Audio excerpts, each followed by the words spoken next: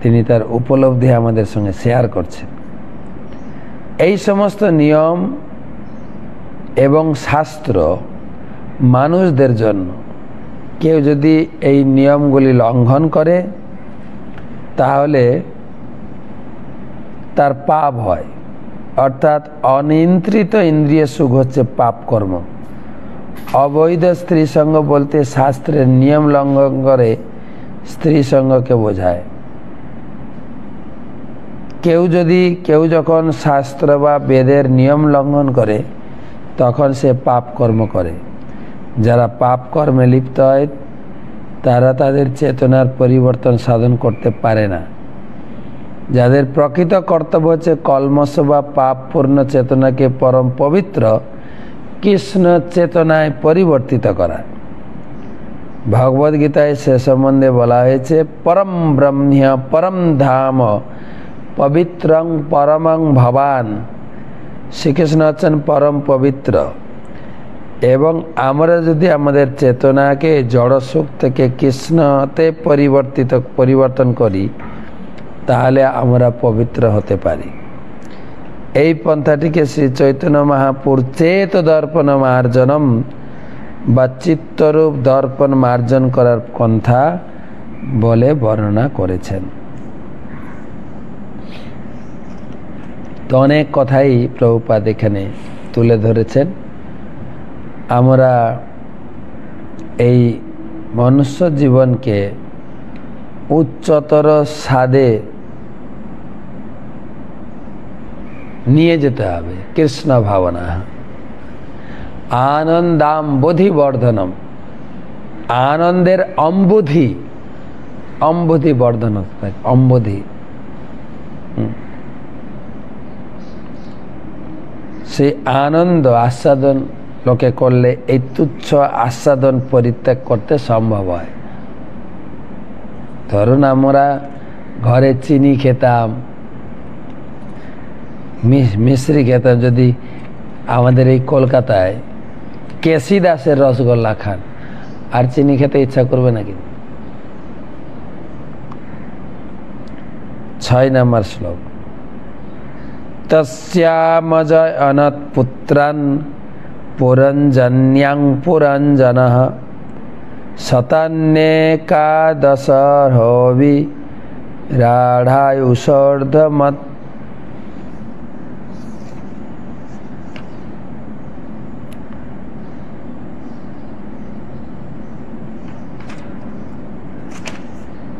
শতান্য একাদশ বিরাট आयुष अर्धर्थ भाव्यागत आयुष धर्म अर्धम आयुष अर्धम तथ्यगत तस्यामजनयत पुत्रान पुरंजन्यां पुरंजनः शतान्येकादश विराट आयुष अर्धम तथ्यगात। हे देवर्षि नारद महाराज प्राचीन बहिर्षद के बोलें, हे विराट दीर्घ आयुष्मान।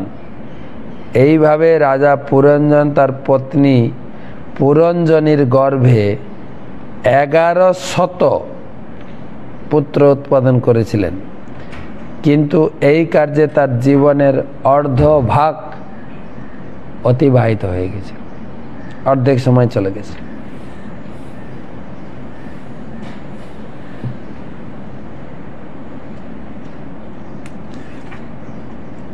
तस्याम अजनयत पुत्र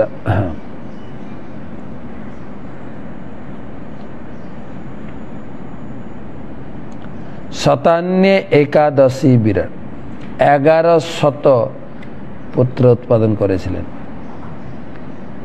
এই শ্লোকে কয়েকটি তাৎপর্যপূর্ণ শব্দ রয়েছে। তার প্রথমটি হচ্ছে একাদশ শতানি, পুরঞ্জন তার পত্নীর গর্ভে 1100 পুত্র উৎপাদন করেছিলেন এবং সেই কার্যে তার জীবনের অর্ধভাগ অতিবাহিত হয়েছিল। প্রকৃতপক্ষে প্রত্যেক মানুষের ক্ষেত্রেই তাই হয়।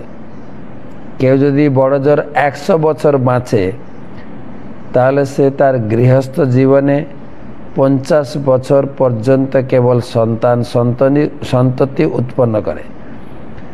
দুর্ভাগ্যবশত মানুষ এখন 100 বছর পর্যন্ত বাঁচে না।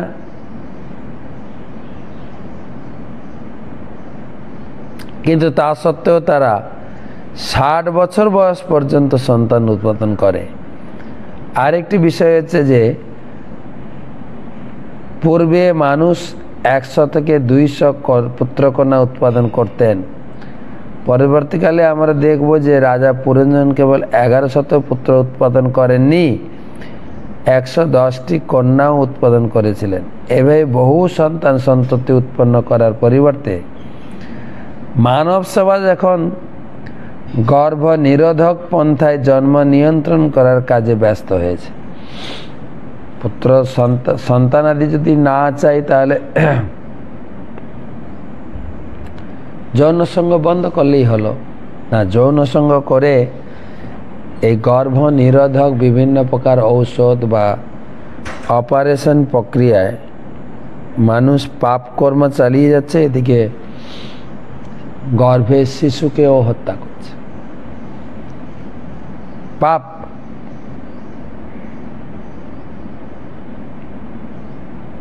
আমরা একাদশী মাহাত্ম্যে পড়ছিলাম যে সমস্ত ডাক্তাররা এই রকম পাপ কার্যে যুক্ত আছে, পাপ কার্য বন্ধ করে এখন থেকে একাদশী ব্রত করুন। পাপ না ছাড়ে বাপ। এখানে হয়তো আমরা করতে পারি, কিন্তু গতকালকে আমরা লেক এভিনিউতে পড়ছিলাম আমাদের কি বলে অজামিলের কাহিনী। তো বিষ্ণুদূত প্রশ্ন করছেন, তোমরা যে একে নরকে নিয়ে যাচ্ছ কিসের জন্য? বলছে পাপ করেছে। বলছে পাপের কে সাক্ষী আছে? এই যে পাপ করেছে কে সাক্ষী আছে বলো? আমাদের বিচারালয়ে কোর্টে এমনি এমনি তো বিচার হবে না, উপযুক্ত সাক্ষী প্রমাণ। তখন যমদূতেরা বলছেন সাক্ষী প্রমাণ চাইছেন? আমাদের প্রভু যমরাজ সকলের সঙ্গে 13টা সিসি ক্যামেরা লাগিয়ে রেখেছে। এখানে তো আইনের অজুহাত দেখিয়ে বা ফিলোসফি যুক্তি তর্ক দিয়ে অথবা পথ পজিশন, আমি কে জানো, আমি এখানকার মোড়ল, আমাকে তুমি ধরতে এসছো। গতকালকে ইউটিউব দেখছিলাম, একটা পুলিশ অফিসারকে পাঠানো হচ্ছে আর একটা খুব রিস্কি এলাকায়। সেখানে একজন মস্তান আছে, পার্টির নেতা, আর সবাইকে ধমকে দিয়ে যত প্রকারের অন্যায় অবিচার করেই যাচ্ছে। তো নতুন অফিসার গেছে, তাদের টিমের একজনকে তুলে নিয়ে এসছে। তখন সে পার্টির নেতা এসছেন, তোমার এত কি সাহস, আমার লোককে ধরে নিয়ে এসছো, এক্ষুনি ছেড়ে দাও। আর এই সাহসী পুলিশ অফিসার বলছেন হ্যাঁ অবশ্যই ওনাকে ছেড়ে দেবো, আপনাকে লকআপে ঢোকাবো, ওনাকে ছেড়ে দেবো, যে কোনো একজনকে তো থাকতে হবে। আর বলছেন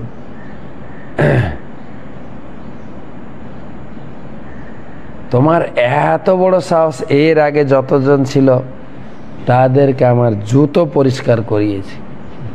যে পদের অহংকার, ক্ষমতার অহংকার। কিন্তু এর বিচার বিবেচনা তো পরে, যে পরে কি হবে। কিন্তু আমরা আমাদের সামাজিক বিচারে কি দেখছি, যারা এরকম অন্যায় পাপ কার্য করেছেন তাদের অবস্থান কোথায় এখন? জীবনের পরে বিচারটা একটা হবেই, কিন্তু এখনকার বিচারেও ছাড় পাচ্ছে না তো। কত লোককে এরকম জেলবন্দি করে রাখা হয়েছে, তাদের জেলে যাওয়ার আগে জীবন আর জেলের জীবন।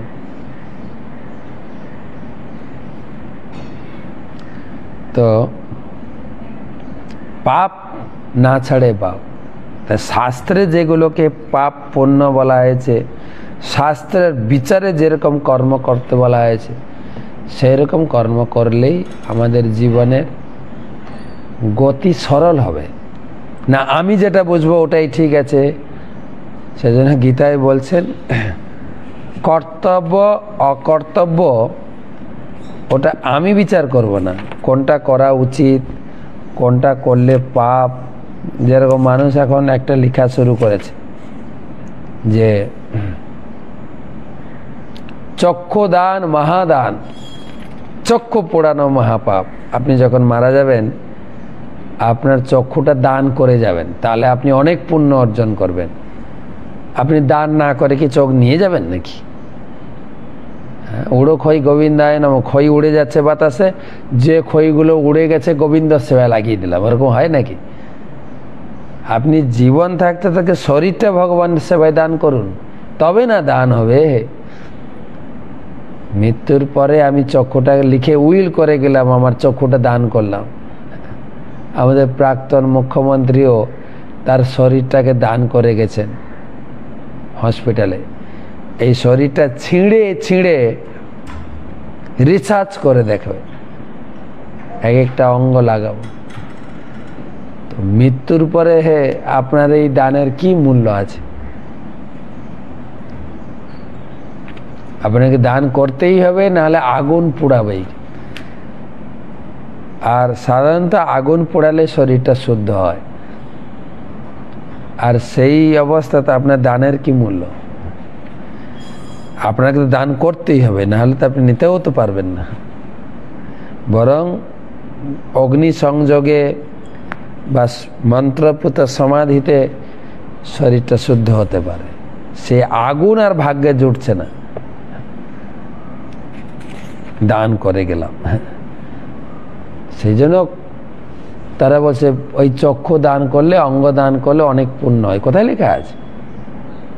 নিজেরা আমরা স্লোগান বানিয়ে জগতে প্রচার করছে, কিন্তু শাস্ত্রে বলা হয়েছে য শাস্ত্রবিধি উৎসৃজ বর্ততে কাম কারত ন সিদ্ধিম অবাপনতি ন সুখং ন পরাম গতি। ওই নিজে নিজে শাস্ত্র বানিয়ে পাপ পুণ্যের বিচার করলে সে এই জীবনেও সুখ পাবে না, পরে জীবনেও সুখ পাবে না।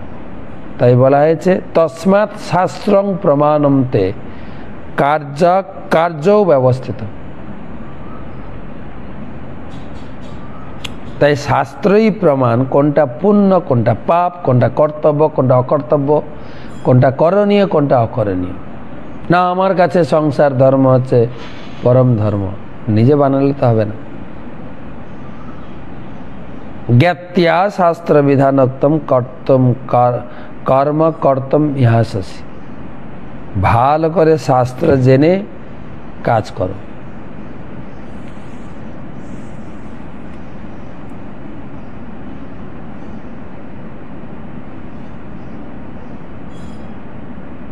মানুষ গর্ভ নিরোধনের পন্থা অবলম্বন করে।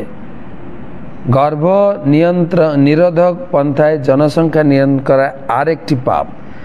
কিন্তু কলিযুগে মানুষ এতই পাপী হয়ে গেছে যে তাদের পাপ করার ফল যে কি হবে সেই সম্বন্ধে গ্রাহ্য করে না।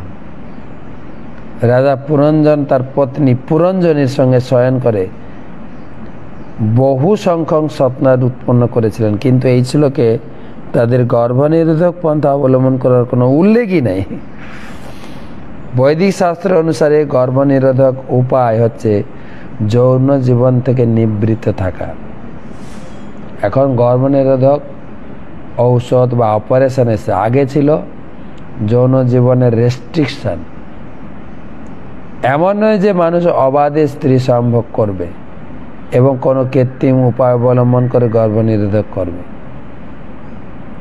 লাইসেন্স দেওয়া হয়েছে, স্বামী স্ত্রী বিবাহ করে মিলিত হবে, যৌন সুখে লিপ্ত হবে, কিন্তু রেস্ট্রিকশন আছে। যুক্ত আহার বিহারস্য যুক্ত চেষ্টস্য কর্মস্য যুক্ত স্বপ্ন ববোধস্য যোগ ভবতে। সব কিছু পরিমিত, যুক্ত বা ইংরেজিতে বলে ব্যালেন্স, যুক্ত।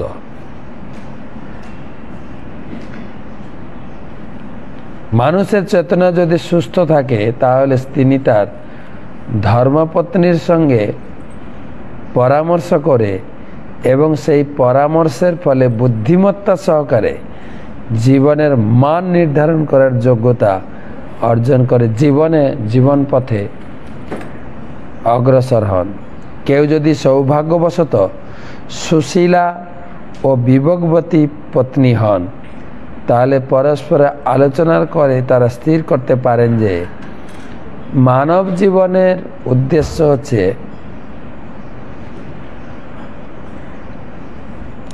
কৃষ্ণ ভক্তির পথে অগ্রসর হওয়া, বহু সংখ্যক সন্তান উৎপন্ন করা নয়।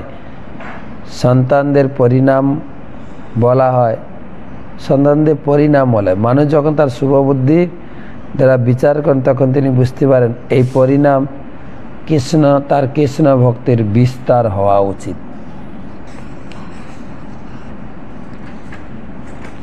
আরেকটা শ্লোক পড়ি। দুহিত্রী দশোত্তর শতম পিতৃ মাতৃ যশস্করী শীলৌদার্য গুণ পেতা পৌরঞ্জন্যা প্রজাপতে। দুহিত্রী দশোত্তর শতম পিতৃ মাতৃ যশস্করী শীলৌদার্য গুণ পেতা পৌরজন্য প্রজাপতে। হে প্রজাপতি মহারাজ প্রাচীন বহির্ষৎ, এইভাবে পুরঞ্জনের 110টি কন্যাও উৎপন্ন হয়েছিল। তারা সকলেই ছিলেন তাদের পিতা ও মাতার মতো যশস্বী। তারা সুশীলা, উদার ও অন্যান্য সদ্গুণাবলী সমন্বিতা ছিলেন। আগের শ্লোকে 6 নম্বর শ্লোকে 6ষ্ঠ শ্লোকে বলা হলো 1100 পুত্র, আর এখানে 110 জন কন্যা উৎপন্ন করেছেন। পুত্র কন্যা উভয়ই দরকার সংসারে, তাহলে পরিপূর্ণ সংসার। তাৎপর্য,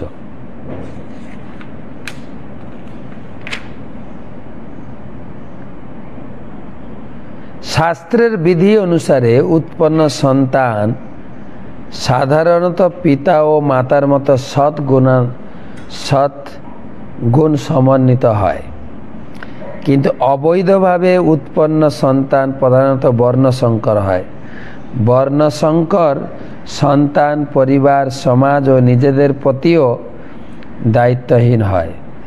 প্রাচীনকালে বর্ণসংকর রোধ করা হতো গর্ভধান সংস্কার পালন করার মাধ্যমে, অর্থাৎ ধর্ম অনুষ্ঠানের দ্বারা সন্তান উৎপাদন করার মাধ্যমে। এই শ্লোকে আমরা দেখতে পাই যে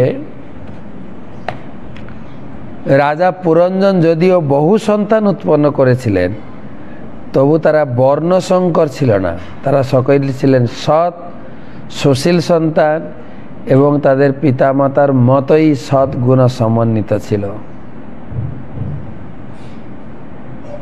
আমরা কয়েকদিন আগে নরসিংহ চতুর্দশী ব্রত পালন করলাম 22 তারিখে। আমি বাংলাদেশে ছিলাম, তো সেখানে একটা কথা আলোচনা হচ্ছিল যে হিরণ্যকশিপু অসুর ছিলেন, অসুর, আর তার ছেলে হয়ে গেল পরম ভক্ত।